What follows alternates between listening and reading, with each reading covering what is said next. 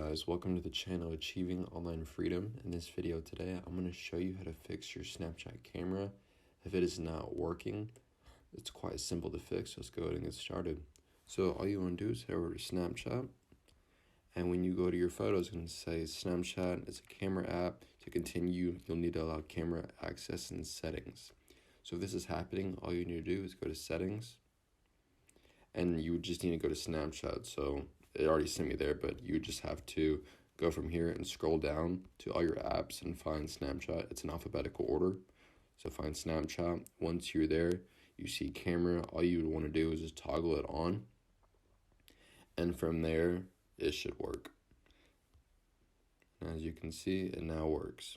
But if that didn't help, you could also just check your Wi-Fi and see whether or not you're connected, and just making sure your connection's good, because sometimes that might mess up the camera as well.